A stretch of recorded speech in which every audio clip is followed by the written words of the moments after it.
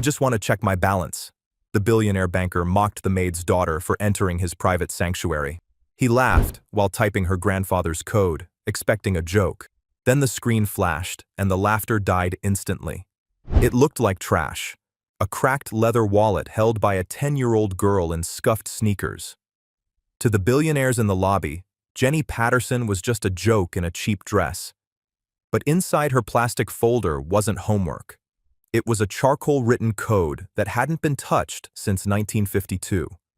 She walked in simply asking to check a balance, unaware she was holding the master key to a national secret. When the arrogant branch manager finally typed the numbers, the laughter died instantly. The screen didn't just show a fortune. It signaled a hit squad. The air inside the First National Trust didn't smell like air. It smelled like crisp paper, floor wax, and old money. It was a cold, imposing scent that seemed to push against Jenny's chest as she pushed through the heavy revolving doors. She was small for her age, with blonde hair pulled back in a ponytail that had gone slightly crooked during the bus ride over. The lobby was vast. The ceiling soared 30 feet high, supported by pillars that looked like they had been stolen from a Roman temple. In the center of the room, men in gray suits stood in tight circles, speaking in low, serious voices. Women in elegant coats held purses that probably cost more than the car Jenny's mom drove. Jenny stopped near the entrance. Her heart hammered against her ribs like a trapped bird. She hugged the transparent plastic folder to her chest. Inside, a few papers shifted. She looked at the floor. It was polished so perfectly she could see her own reflection looking back up at her. She looked scared. "Don't be scared, Bug," a voice echoed in her memory. "You stand tall. You're a Patterson. We don't shake in front of anyone." Jenny took a deep breath. She inhaled the cold, expensive air and let it out slowly. She forced her chin up. She walked toward the main counter. The counter was a fortress of dark mahogany and brass. Behind it, bank tellers worked with quiet efficiency. They didn't look like the nice ladies at the grocery store. They looked like they were guarding the crown jewels. A security guard, a large man with a bored expression, stepped into her path before she could reach the velvet ropes. "Lost your parents, kid?" the guard asked. He didn't sound mean, just dismissive, like she was a stray cat that had wandered in. Jenny looked up at him. "No, sir. I'm here for business." The guard chuckled. It was a dry, crackling sound. "Business? The candy shop is 3 blocks down, honey. This is a bank, a private bank." "I know what it is," Jenny said. Her voice trembled, but only a little. "I need to see a teller." "Look," the guard sighed, hooking his thumbs into his belt. "We have clients here. Important people. You can't just—" "Is there a problem, Miller?"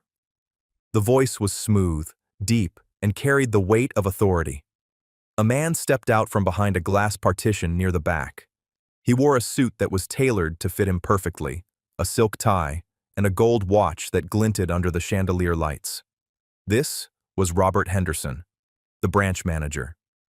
He was a man who prided himself on knowing the face of every millionaire in the city. He certainly did not know this girl. The guard straightened up. "Just a kid wandering in, Mr. Henderson. I was just escorting her out." Henderson looked down at Jenny. His eyes were cold, blue, and calculating. He scanned her in a second, the cheap coat, the scuffed shoes, the plastic folder. He categorized her instantly. Waste of time. "Where is your mother?" Henderson asked. He didn't lean down. He spoke from his height, making Jenny crane her neck. "She's working," Jenny said. "Then you should go find her," Henderson said, turning away. "This isn't a daycare." "I'm not here for daycare," Jenny said. Her voice was louder this time. It cut through the low hum of the lobby. A few heads turned. A woman in a fur coat paused her conversation to look over her sunglasses. Henderson stopped. He turned back slowly, a look of mild annoyance crossing his face. "Excuse me?" "I'm here to access an account," Jenny said. She stepped around the guard. She walked right up to the mahogany counter. The top of it was almost at her eye level. Henderson let out a short, sharp laugh. It wasn't a happy laugh. It was a laugh meant to make her feel small. An account, Henderson repeated, looking at the other customers to share the joke. Did you save up your allowance, sweetheart? The piggy bank exchange is at the community credit union across town. We require a minimum deposit here that, well, let's just say it's more than your neighborhood earns in a year. The woman in the fur coat giggled. A man in a blue suit smirked and shook his head. Jenny felt her face grow hot. She felt the sting of their eyes. They were looking at her like she was dirt on their shoes. She wanted to run. She wanted to turn around, push through the doors, and sprint until her lungs burned. Courage isn't about not being scared, Bug. It's about doing it anyway. She remembered her grandfather's hand. It was rough, calloused, and shook sometimes, but it was the strongest hand she had ever held. He had given her the folder 2 days before he died. He had made her promise. Go to the First National. Don't take your mom. She'll be too afraid to walk in. You go. You're the brave one. Jenny placed the folder on the counter. I have the information here. I want to check my balance. Henderson sighed. He walked over to the counter, leaning his elbows on it, looking down at her with a mix of pity and irritation. Listen to me, he said, his voice low. I don't have time for games. I have clients waiting who manage millions of dollars. You are disrupting the atmosphere. Now, take your homework folder and leave, or I will have security carry you out. It's not homework, Jenny said. She opened the plastic snap of the folder. I'm calling the police, the guard grumbled, reaching for his radio. Wait, Henderson said. He held up a hand. He was enjoying this, in a cruel way. He wanted to see what was so important that this little girl would brave a room full of sharks. Let's see what she has. Maybe she has a coupon she wants to redeem. More laughter from the lobby. The cruelty hung in the air, heavy and suffocating. Jenny reached into the folder. Her small fingers trembled as she pulled out 3 things. First, she placed an old, worn leather wallet on the counter. It was cracked with age. Second, she placed a birth certificate. Third, she placed a small, silver key. It was heavy and looked very old. Henderson looked at the items. He raised an eyebrow. A wallet? Is this a lost and found? It was my grandfather's, Jenny said. He said the account is in his name, but he left it to me. And who was your grandfather? Henderson asked, picking up the wallet with 2 fingers as if it might be dirty. A janitor? Did he win a scratch-off ticket? His name was James Patterson, Jenny said clearly. The name didn't register with Henderson. He shrugged. Patterson. We have a dozen Pattersons. Unless he was the Patterson who owns the steel mills, I doubt he has business here. He wasn't a steel man, Jenny said. He was a soldier. A soldier, Henderson scoffed. Thank you for his service, but veteran benefits are handled by the government, not by private wealth management firms. He pushed the wallet back toward her. Go home, kid. Jenny didn't move. She pushed the wallet back toward him. He said to give you the account number, she said. He said you have to check it. It's the law. Henderson's jaw tightened. He was losing patience. The audience in the lobby was starting to lose interest, returning to their conversations. He needed to end this.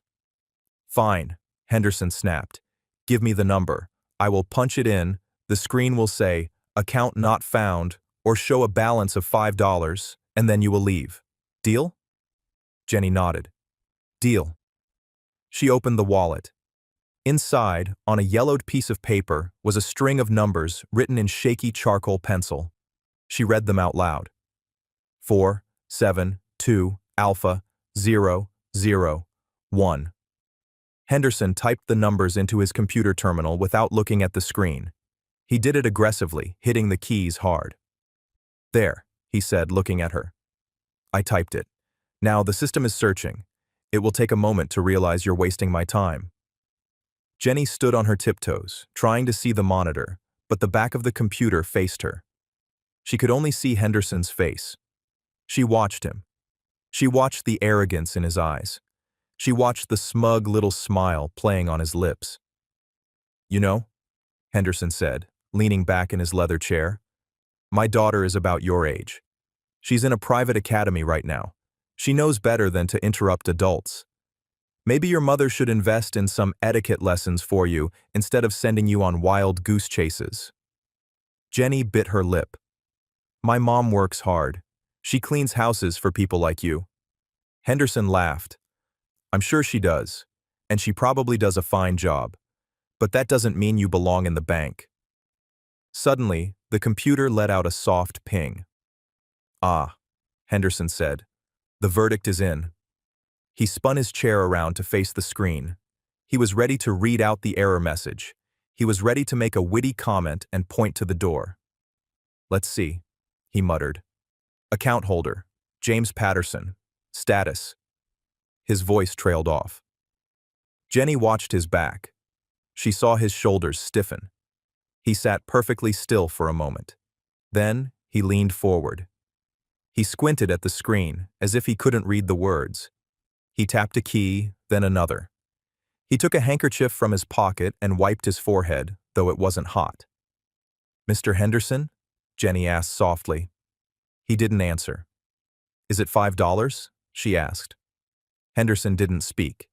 His hand moved to his mouse. He clicked something. Then he clicked again, faster this time. Behind him, the lobby had gone quiet again. People had noticed the silence. They noticed that the arrogant manager had stopped talking. They noticed the tension radiating from the man in the suit. "Is there a problem, Robert?" A man in a gray suit called out from the waiting area. Henderson ignored him. He was staring at the screen as if he had seen a ghost. Slowly, he turned his chair back around. His face was pale. The smug smile was gone, completely wiped away. In its place was a look of confusion and something else. Fear. He looked at Jenny, really looked at her. He looked at her worn-out sneakers. He looked at her cheap pink coat. He looked at her blonde pigtails. He swallowed hard. His Adam's apple bobbed. What did you say your name was?" Henderson whispered. His voice was hoarse. "Jenny," she said. "Jennifer Patterson." Henderson looked back at the screen, then at the guard. "Miller." "Yes, sir?" The guard stepped forward, reaching for Jenny's arm. "I'll take her out now." "No!" Henderson shouted. The shout echoed off the marble walls. Everyone in the bank froze. The tellers stopped counting cash. The customers stopped talking. The guard jumped back, startled. "Don't touch her," Henderson said, his voice trembling. He stood up. He walked around the counter. He didn't walk with his usual swagger. He walked quickly, nervously. He stopped in front of Jenny. He knelt down on one knee. He didn't care about his expensive suit touching the floor. He needed to be at eye level with her. "Jenny," Henderson said. He sounded out of breath. You said you wanted to check the balance?" "Yes," Jenny said. "Grandpa said I had to." "Did your grandfather—" Henderson paused, licking his dry lips. "Did he tell you what was in this account?" "No," Jenny said. "He just said it was for the rainy days. He said he saved it from before the war. And after." Henderson let out a shaky breath. He looked back at his computer screen, which was still glowing with the numbers he couldn't comprehend. "Miller," Henderson said, without looking away from Jenny. "Close the front doors." "Sir?" the guard asked, confused. "It's 2 p.m. We're open until—" "I said close the doors," Henderson snapped. "Lock them. Put the sign up. No one enters. No one leaves." A ripple of shock went through the room. Clients began to murmur. "Mr. Henderson, this is highly irregular," the woman in the fur coat said, stepping forward. "I have an appointment." "Your appointment is canceled, Mrs. Galloway," Henderson said, standing up. He looked at the room of wealthy, powerful people. "All appointments are canceled. Everyone needs to clear the floor. Please wait in the reception lounge." "You can't be serious," a businessman argued. "I am deadly serious," Henderson said. He turned back to Jenny. His hands were shaking slightly. "Jenny, please," he said, gesturing toward a heavy oak door behind the teller line. The door that had a golden plaque reading Private Client Services. "Will you come with me? We need to verify some documents." Jenny clutched her folder tighter. "Can I see the screen first?" Henderson hesitated. He looked at the monitor. Then he looked at the 10-year-old girl. "I don't think—" he started, then stopped. "Okay, come here." He guided her around the counter. The tellers parted like the Red Sea, staring at the girl in the dirty sneakers. Jenny walked up to the desk. She looked at the screen. It was a black screen with green text, old-fashioned looking. At the top, it said, "Master Account, Patterson, James F., Colonel." Below that were lists of investments, bonds, gold reserves, land deeds, and at the bottom, in bold green letters, was the total available balance. Jenny read the number. She blinked. She read it again. She didn't know how to say a number that big. She knew thousands. She knew millions. She had heard of billions on the news. But this number had too many commas. "Is that—" Jenny whispered. "Is that real?" "It's real," Henderson said softly. "It's very real." "That's a lot of rainy days," Jenny said. "Miss Patterson," Henderson said, his voice respectful, almost terrified. "This isn't just a bank account. This is a national reserve level of liquidity. This account hasn't been touched since 1952. He looked at the old wallet on the desk. "Who was your grandfather?" Henderson asked again. But this time he wasn't mocking. He was begging for an answer. "Who was he really?" Jenny touched the screen gently. "He was just Grandpa," she said. "But sometimes men in black cars would come to our porch and salute him." Henderson's face went pale. "Men in black cars?" "Yes," Jenny said. "They called him the Architect." Henderson grabbed the edge of the desk to steady himself. He knew that name. Every banker who studied the history of the post-war economy knew rumors of that name. The Architect, the man who rebuilt the shadows. And here was his granddaughter, wearing a coat that cost $20, holding the key to an empire. "We need to make a call," Henderson said. "We need to call the board of directors. And we probably need to call the Pentagon." Jenny looked up at him. "I just want to know if I can take out $50. Mom needs groceries." Henderson looked at her, and for a second, he almost laughed. But it wasn't a mean laugh this time. It was the laugh of a man who realizes the absurdity of the universe. "So, $50, Henderson whispered. "Child, you could buy this bank. You could buy this street." Just then, the phone on Henderson's desk rang. It wasn't the regular phone. It was a red phone that sat on a separate stand. A phone that Jenny had never seen ring in any movie. Henderson stared at it. He didn't want to pick it up. "Answer it," Jenny said. "Grandpa said people would call." Henderson reached out a trembling hand and lifted the receiver. "This is Henderson," he squeaked. He listened for a moment. His eyes went wide. He looked at Jenny with pure horror. "Yes, sir," Henderson said. "She's here. Yes, sir. No, sir. No one has seen the screen except me. And her." He listened again. "Understood." He hung up the phone slowly. The room felt colder. "Who is that?"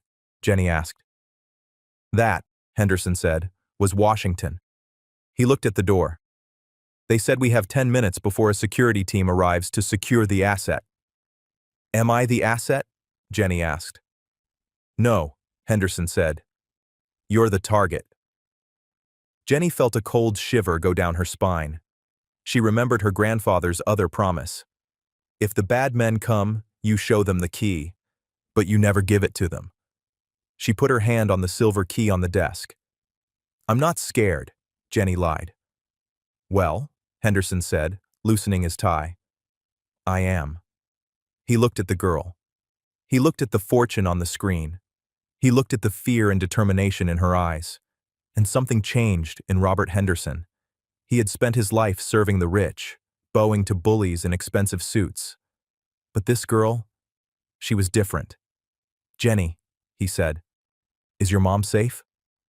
"She's cleaning Mr. Vance's house," Jenny said. "On the hill." "Vance?" Henderson spat the name out. "Vance is on the board here. He's one of the people who— Never mind."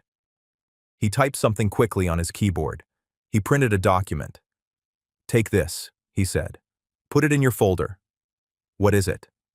"It's a transfer authorization," he said. "If anything happens to me, if those men take me away, you need to sign this. It moves the money." "Moves it where?" "To the one place they can't touch it," Henderson said. "Charity." Bang! A loud noise came from the front of the bank. The heavy glass doors shook. Someone was pounding on them. "Open up!" a voice shouted from outside. "Federal agents!" Henderson looked at the camera monitor. "Those aren't federal agents," he whispered. "Agents don't wear masks." He grabbed Jenny's hand. "Come on," he said. "We're going to the vault." "But my balance," Jenny started.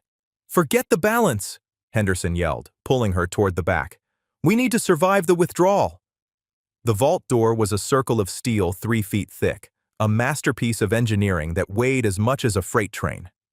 Henderson threw his shoulder against the internal locking wheel. He wasn't a strong man. He played golf, not rugby. But fear gave him a sudden, frantic strength. He spun the wheel. The tumblers fell into place. The world outside, the shouting men, the ringing alarms, the marble lobby, was instantly cut off. Silence rushed in to fill the space. It was a heavy, pressurized silence. The safety deposit vault was a long, narrow room lined with thousands of small metal drawers, floor to ceiling. The air here was recycled and cold. It smelled of dust and old secrets. A single strip of fluorescent light flickered overhead, casting long shadows. Henderson leaned his back against the steel door, sliding down until he hit the floor. He loosened his silk tie until it hung limp around his neck. His chest heaved. "They can't get in," Henderson wheezed, trying to convince himself. "Not without a thermal lance.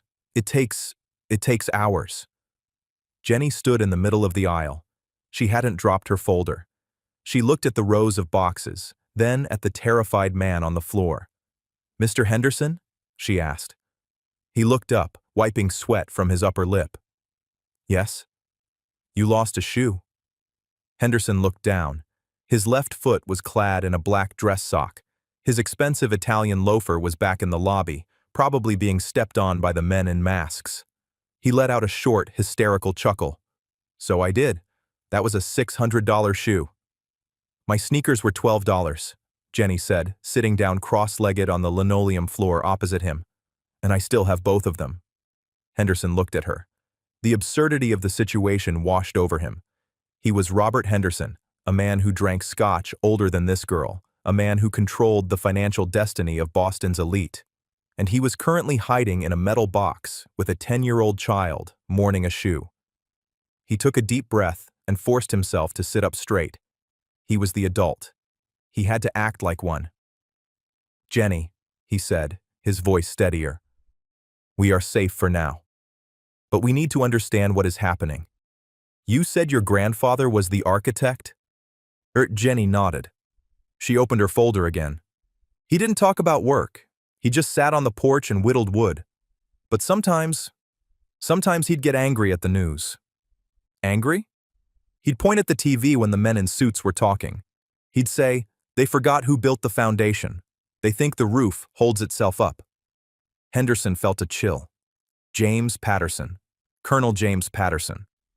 The rumors were that after the war, a small group of men had been tasked with stabilizing the global markets using assets recovered from places that no longer existed on maps. They were the architects of the modern economy. They were supposed to return the assets. Apparently, Patterson had kept one account, a failsafe. "The key," Henderson said, pointing to the silver key in her hand. "Does it have a number?" Jenny looked at the key. 404. Henderson scrambled to his feet. He walked down the aisle of boxes, scanning the numbers. 100, 200, 300. He stopped. Box 404 was larger than the others. It was at eye level. Here, he said. Jenny stood up and walked over. She inserted the key. It fit perfectly. With a soft click, the lock turned. Henderson pulled the long metal drawer out. It was heavy. He carried it to a small viewing table in the corner of the vault and set it down. "Do you want to open it?" Henderson asked. "It's yours." Jenny reached out. She lifted the metal lid. Inside, there was no gold. There were no stacks of cash. There was a single, leather-bound notebook, and a stack of reel-to-reel audio tapes, and a folded American flag. Jenny picked up the notebook. It was worn, the leather cracked from use. She opened the first page. "It's Grandpa's handwriting," she whispered. Henderson leaned in, reading over her shoulder. The handwriting was sharp, jagged, and aggressive. "To Jennifer, if you are reading this, I am gone. And if you are here, the vultures are circling." Jenny turned the page.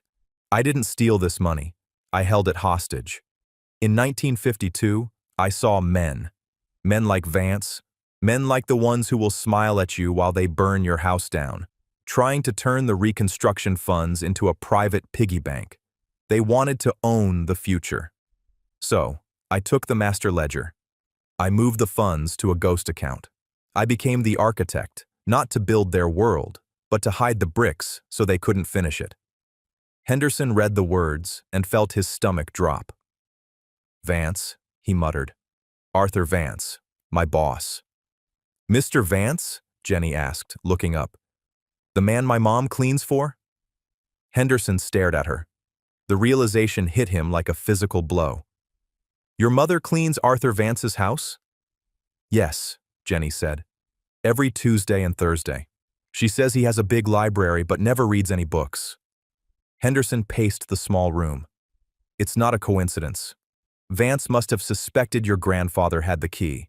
He hired your mother to keep an eye on the family, to search the house when she was cleaning." "Mom wouldn't let anyone search our house," Jenny said defensively. "She wouldn't know," Henderson said grimly. "But that's not the point. The point is, Vance knows who you are, and those men outside, they work for him." Suddenly, a loud, reverberating boom shook the vault. Dust trickled down from the ceiling. Jenny covered her ears. What was that? "They're drilling," Henderson said, "or using explosives on the outer lock." He looked at the notebook. "Keep reading, Jenny. Does he say how to stop them?" Jenny turned to the last page of the notebook. "You have a choice, Bug. The account requires 2 keys to unlock the funds. The physical key you have and a biometric voice code. Option A. You give them the key. They get the money. They will likely let you go, but they will own the city, the state, and everything else. They will win. Option B. You authorize the dead man's switch. It donates every cent to the National Debt Relief Fund and erases the account history. The money vanishes. They get nothing. But be warned. If you choose option B, they will be very, very angry." Jenny looked at Henderson. "What's a biometric voice code?" "It's your voice," Henderson said. "Or your grandfather's voice. Did he leave a recording?" "No," Jenny said. She touched her throat. He said I had his voice." Henderson looked at the interface on the vault wall. It was an old intercom system, connected to the bank's mainframe. "The system is listening," Henderson said. "It's waiting for a command." Boom! The second explosion was louder. The steel door groaned. XT, First National Trust, Street, Day. The street outside the bank was a circus of flashing lights. Police cars had blocked off the avenue, but they were being held back by black SUVs. Men in tactical gear, who did not have police written on their backs, had formed a perimeter. A beat-up station wagon screeched to a halt at the police barricade. Smoke billowed from its exhaust pipe. The driver's door flew open, and a woman jumped out. She was wearing a faded gray cleaning uniform and a coat that was too thin for the weather. Her hair was messy, her face frantic. This was Susan Patterson, Jenny's mom. She ran toward the line of officers. "My daughter!" she screamed. "My daughter is in there!" A police officer stepped forward, holding up a hand. "Ma'am, you need to step back. This is a federal situation." "I don't care who it is," Susan yelled, trying to push past him. She was small, but she had the ferocity of a cornered lioness. "She's 10 years old. She went in there to run an errand. Let me through." "Ma'am, please," the officer said, grabbing her arm. "Let her go, officer." A man in a trench coat walked over from the black SUVs. He had silver hair and a smile that didn't reach his eyes. He looked like a grandfather, but he smelled like expensive cologne and gunpowder. This was Arthur Vance. Susan froze. She recognized him. He was the man whose toilet she scrubbed, the man whose silver she polished. "Mr. Vance?" she gasped. "Mr. Vance, you have to help. Jenny is inside." Vance nodded sympathetically. He signaled the officer to release her. "Susan?" Vance said smoothly. "I had no idea it was Jennifer inside. What a terrible misunderstanding." "Please," Susan wept, grabbing the lapels of his coat. "Tell them to stop. Tell them to let her out." Vance patted her hands. His touch was cold. "We are trying to get her out, Susan, but she has locked herself in the vault, with a very dangerous man." "Mr. Henderson?" Susan asked, confused. "But he's the manager." "He's a thief, Susan," Vance lied effortlessly. "He's trying to steal from the bank, and he's using Jenny as a hostage." Susan's face went white. "However," Vance continued, leaning in close, "we have a way to talk to them. If you can convince Jenny to open the door, to give us the key she has, we can save her." He pulled a radio from his pocket. "Will you talk to her, Susan? Will you tell her to be a good girl and give the nice men the key?" Susan looked at the radio. She looked at Vance. She saw the glint in his eye. She remembered the way he looked at her when she was cleaning, like she was furniture, like she didn't exist. She remembered Jenny's stories about Grandpa. Never trust a man who smiles while he holds a weapon.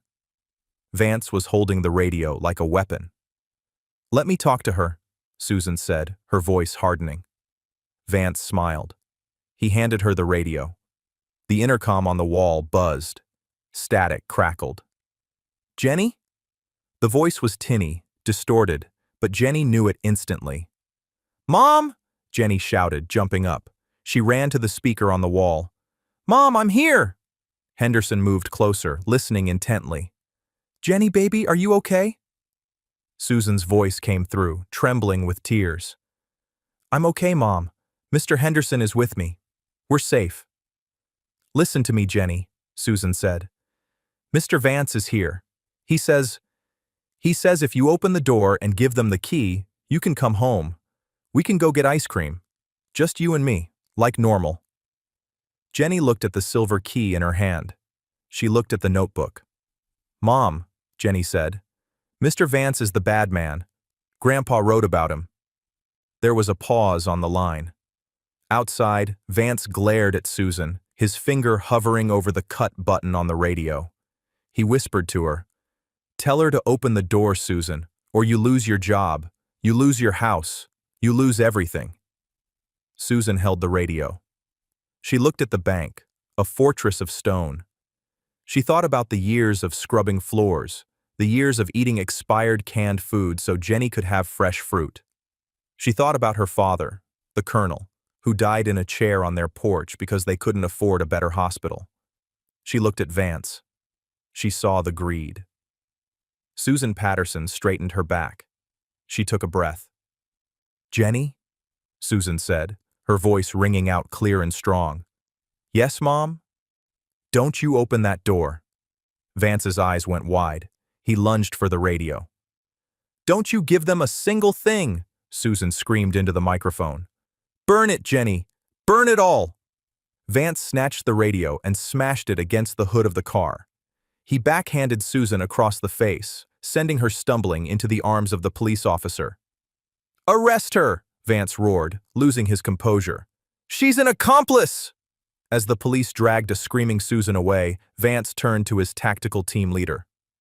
"Blow the door!" Vance snarled. "I don't care if you have to level the building. Get me that key!" The silence returned, but this time it was electric. Jenny stared at the speaker. Her cheek was wet with tears, but her eyes were blazing.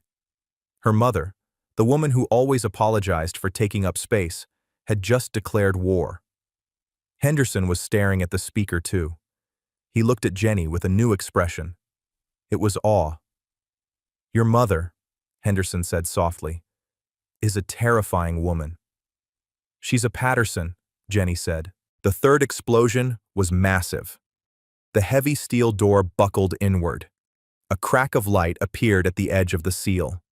Smoke began to hiss into the vault. "They're coming," Henderson said. He grabbed a metal bar from a shelf, a heavy tool used for moving boxes. He held it like a baseball bat. "Mr. Henderson," Jenny said, "what are you doing?" "I'm buying you time," Henderson said. He took off his suit jacket and wrapped it around his arm as a makeshift shield. "Jenny, go to the interface. You have to make the choice, option A or option B." "But the money," Jenny said. "It's billions of dollars. It could help Mom. It could help you." Henderson looked at the crack in the door. He could see laser sights cutting through the smoke. "Jenny," he said, turning to her. "Look at me." She looked at him. "I have spent 30 years chasing money," Henderson said. "I have a big house that is empty. I have a wife who hates me. I have a daughter I never see. Money doesn't save you. It just buys you a more expensive coffin." He smiled, a sad, genuine smile. "Your grandfather was an architect. He built things to last. Greed doesn't last. Honor lasts." The door groaned. Sparks showered down as a blowtorch began to cut through the hinges. "Do it, Jenny!" Henderson yelled, stepping between her and the door. "Finish the mission!" Jenny ran to the computer terminal built into the wall. It was an old green screen monitor. It asked for a command. "Please verify identity." Jenny keyed the microphone. "Jennifer Patterson," she said. Voice print. Match. 48%. Insufficient match. Please state the passphrase. Jenny froze. Passphrase? Grandpa didn't write a passphrase. She frantically flipped through the notebook. Nothing. Just numbers and anger. "Think, Jenny," Henderson shouted over the roar of the torch. "What did he say to you? What was the code?" Jenny closed her eyes. The sound of the drilling faded into the background. She was back on the porch, smelling the cedar wood and the rain. She remembered watching her mother scrub the floor inside the house, on her hands and knees. "Grandpa," she had asked, "why does Mom have to clean up their mud?" Grandpa had stopped whittling. He looked at the house, then at the sky. "Because they don't know how to live without making a mess, Bug. Will she always have to clean it?" "No," Grandpa had said, his voice hard as iron. "Sometimes the dirt gets too deep. Sometimes you can't just scrub it away." "What do you do then, Grandpa?" He had looked her right in the eye. "You clean the slate." "Jenny!" Henderson yelled. The door was giving way. A metal boot kicked through the opening. Jenny grabbed the microphone. She didn't shout. She spoke with the quiet certainty of a girl who knew exactly what her job was. "Clean the slate," she whispered. The computer word. Voice print. Match. Confirmed. Passphrase accepted. Protocol tabula rasa. Welcome, architect. The screen flashed red.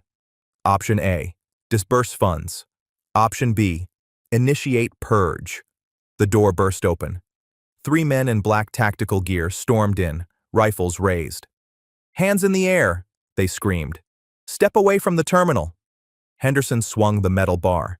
He wasn't a fighter, but he was desperate. He hit the first man in the helmet, knocking him back. The second man swung a rifle butt, catching Henderson in the ribs. Henderson collapsed, wheezing, clutching his side. "Leave him alone!" Jenny screamed. Vance walked into the vault. He stepped over Henderson, wiping dust from his lapels. He looked at Jenny, then at the screen. Jennifer, Vance said, his voice dripping with false sweetness. Step away from the button. You're a smart girl. You don't want to be poor forever, do you? Think of your mother in jail. Think of how much bail money costs. Jenny looked at Vance. She looked at Henderson, bleeding on the floor but giving her a thumbs up. She looked at the screen. My mom isn't poor, Jenny said. She has something you don't. And what is that? Vance sneered. She knows how to clean up a mess, Jenny said. She slammed her hand down on the keyboard. But she didn't hit option B. She hit a hidden command key that her grandfather had scribbled in the very back margin of the notebook, a code she had only just noticed. Option C. The flood. The silence that followed the keystroke was heavier than the steel door. Vance stared at the screen. The red text of option C. The flood pulsed once, twice, and then vanished. For a heartbeat, nothing happened. The fan inside the computer terminal whirred. The smell of ozone and smoke hung in the air. You stupid child, Vance hissed, stepping forward. He didn't look scared yet. He just looked annoyed, like someone who had spilled coffee on a rug. You broke the interface. Do you know how much that hardware costs? He reached for his radio to order his men to seize the girl. It wasn't the radio. It was the phone in Vance's pocket. Then, the phone in the pocket of the tactical leader rang. Then, the phone of the second guard. Suddenly, the vault was filled with a cacophony of digital chirps and vibrations. It wasn't just them. Through the open vault door, out in the main lobby, a chorus of ringtones began to swell like a rising tide. Every client, every teller, every security guard. Vance frowned. He pulled his phone out. The screen was filled with notifications, emails, text messages, news alerts. What did you do? Vance whispered. He looked at the old green monitor. Text began to scroll. Fast. Waterfalls of white text on black background. Transferring asset, Gold Reserve 44A to National Teachers Pension Fund. Transferring asset, Land Deed Sector 7 to Public Domain Conservation. Uploading file. Vance Offshore Ledger to New York Times, Washington Post, Interpol. Vance's knees buckled. He grabbed the edge of the table, his face turning the color of ash. No, he gasped. Stop it! Unplug it! It's too late, Henderson groaned from the floor. He was clutching his ribs, but his eyes were bright, filled with a grim satisfaction. You can't unplug a flood, Arthur. What is this? Vance screamed, pointing at the screen. That's my private ledger. That's confidential client privilege. Grandpa called it turning on the lights, Jenny said calmly. She stood with her hands by her sides, looking small but immovable. He said cockroaches hate the light. Vance lunged at her. You little... Sir! The tactical leader grabbed Vance's shoulder, holding him back. Sir, we have a problem. My command just messaged me. They're aborting the contract. They say our accounts have been frozen. I pay you! Vance shrieked. I own you! Check your balance, sir, the guard said coldly. Vance looked at his phone. He opened his banking app. He tapped the screen with trembling fingers. Balance. $0. Status. Seized. Evidence locker number 404. It's gone, Vance whispered. It's all gone. Not gone, Jenny corrected him. Moved to people who need it. Sirens wailed outside. Not the polite chirps of police cruisers keeping traffic away. These were the heavy, insistent sirens of federal transport trucks. Henderson chuckled. It hurt to laugh, but he couldn't stop. That phone call I made earlier? Henderson wheezed. To Washington? They said they'd send a containment team. I thought they meant for the money. He looked at Vance, who was staring at his phone in catatonic shock. Turns out, Henderson said, they were coming for the evidence, and you just gave it to them. The tactical team lowered their weapons. They were mercenaries.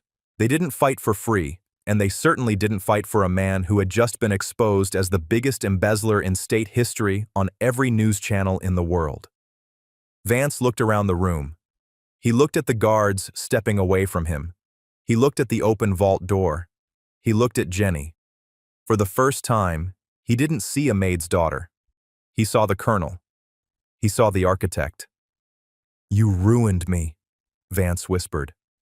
"I am a pillar of this community." "You're a termite," Jenny said, "and we just fumigated the house." The scene outside was chaos, but of a different kind. The terrifying perimeter of black SUVs had been breached by news vans. Cameras flashed like lightning. Reporters were shouting, microphones thrust into the air.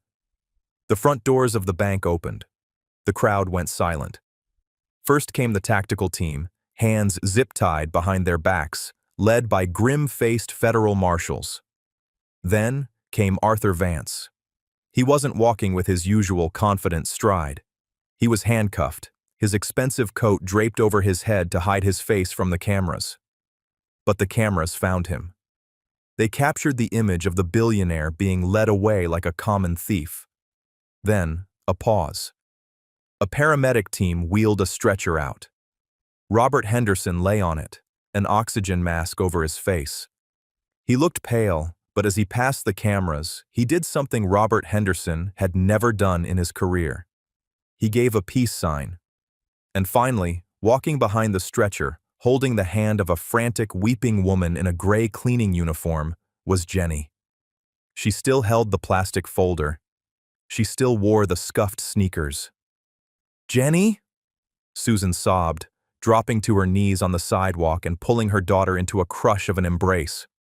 "Oh God, Jenny, I thought I lost you." Jenny buried her face in her mother's shoulder. The adrenaline finally broke. She wasn't the architect anymore. She wasn't a soldier. She was just a 10-year-old girl who had a very long day. "I'm okay, Mom," she cried. "I'm okay." The reporters surged forward, held back by the police line. "Jennifer! Jennifer! Is it true you released the files? Miss Patterson, how much money was in the account? What do you have to say to the banks?" Jenny looked up. She wiped her eyes with her sleeve. She looked at the cameras, at the flashing lights, at the city skyline that loomed over them. She remembered Henderson's words. "Greed doesn't last. Honor lasts." She looked at the nearest microphone.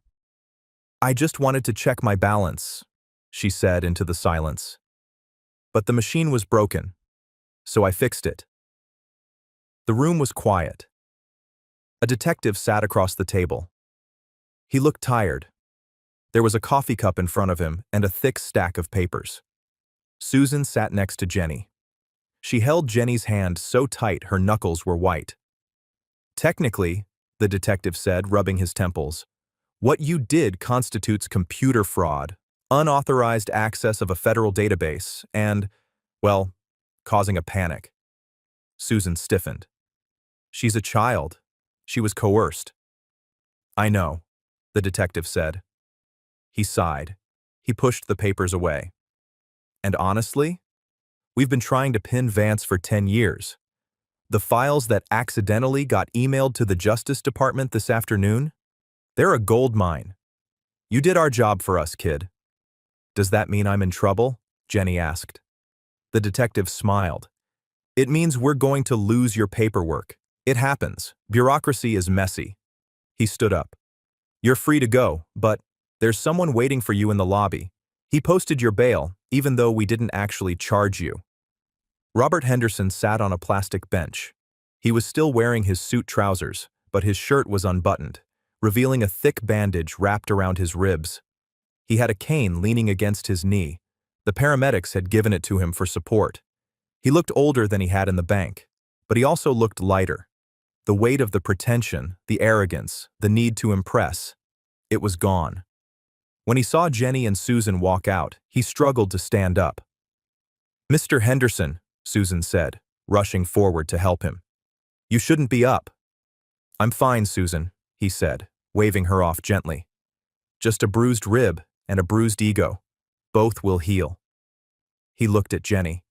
He reached into his pocket and pulled out the old leather wallet. "The police gave me my effects back," Henderson said. "But they found this in the vault. I swiped it before they could tag it as evidence." He handed the wallet to Jenny. "It's empty," Jenny said. The money is gone. The account is empty, Henderson corrected. The wallet, well, that's an heirloom. A reminder. He looked at Susan. Mrs. Patterson, I owe you an apology. For how I treated you. For how I treated everyone. I was a small man in a big chair. Susan looked at him. She saw the sincerity in his eyes. You saved my daughter, Robert, she said, using his first name. That makes you a giant in my book. Henderson blushed. He actually blushed. I've been fired, of course, he said with a wry smile. The bank doesn't look kindly on managers who help clients liquidate the entire reserve, and I suspect I'll be testifying in court against Vance for the next 5 years. What will you do? Jenny asked. Well, Henderson said, looking at the ceiling. I was thinking about that. The flood protocol moved a significant portion of the funds to a new charitable trust, the Patterson Architect Foundation. It needs a director, someone who knows how to manage money but no longer loves it. He looked at Jenny.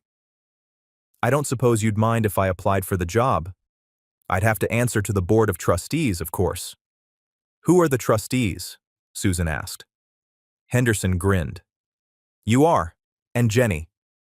Susan covered her mouth with her hand. Us? The trust pays a stipend to the trustees, Henderson said, his voice soft. It's not billions, but it's enough. You won't have to clean houses anymore, Susan, unless you want to. Susan looked at her hands. Rough, red, tired hands. She looked at Jenny. I think, Susan whispered, I'm ready to hang up the apron. XT. Patterson porch. 2 weeks later. Sunset. The house needed paint. The porch railing was still loose, but the foreclosure notice that had been stapled to the front door was gone. Jenny sat on the top step. She had a piece of cedar wood in her hand and a small pocket knife. She was trying to whittle, just like her grandfather used to. It didn't look like anything yet, just a stick with shavings, but she was patient. A car pulled up the gravel driveway. It wasn't a luxury sedan, it was a sensible, mid-range hybrid. Robert Henderson got out. He wore a cardigan and slacks, no tie. He looked like a grandfather, not a shark. He walked up the path, holding a box of donuts. Afternoon, Director, Jenny said. Afternoon, Trustee, Henderson replied, sitting down on the step next to her. He groaned slightly as his ribs settled. How's the whittling? Hard, Jenny admitted. I think I'm making a toothpick. Gotta start somewhere. Susan came out of the house. She was wearing jeans and a t-shirt. Her hair was down. She looked 10 years younger. She carried a tray with 3 glasses of lemonade. Robert, she said warmly. You stayed for dinner? I'm making pot roast. I wouldn't miss it, Henderson said, taking a glass. And I brought the paperwork for the scholarship fund. We have the first batch of applicants. Any good ones? Jenny asked. A few, Henderson said. There's a kid in South Boston, 10 years old, wants to be an engineer. His essay was written in crayon because he didn't have a pen. Jenny smiled. Give him a full ride. Already stamped it, Henderson said. They sat in silence for a moment, watching the sun dip below the horizon. The sky turned purple and gold. It was a quiet, peaceful evening. The kind of evening that money couldn't buy, but that courage could protect. You know, Henderson said, taking a sip of lemonade, I checked my own balance today. Jenny looked at him. And? It's lower than it used to be, Henderson said. A lot lower. He looked at Susan, who was laughing at something Jenny said. He looked at the girl who had walked into his bank and blown up his life in the best way possible. But, Henderson added, a genuine warmth spreading through his chest, I think I'm finally in the black. Jenny leaned her head on his shoulder. It was a small gesture, but it carried the weight of the world. Good job, Mr. Henderson, she said. Call me Bob, he said. Okay, Bob. The wind rustled through the trees. Somewhere, far away, sirens wailed in the city, chasing bad men. But here, on the porch, there was only the sound of crickets, the clinking of ice in glasses, and the steady, rhythmic scritch-scratch of a knife carving wood. The architect had built the foundation, but his granddaughter was building the home. And that is where we leave Jenny and Bob, sitting on a porch that feels richer than any bank vault. I hope this story reminded you that real value isn't always found on a screen. Sometimes it's found simply in standing tall when you're scared. I'd love to know where you were while this unfolded. Were you relaxing after a long shift, or maybe enjoying a quiet moment like Jenny's final sunset? Let me know in the comments. I read every single one. If this story moved you, please hit like and subscribe to help us keep building this library of tales. Your support truly helps us stay in the black. Thank you for spending this time with us.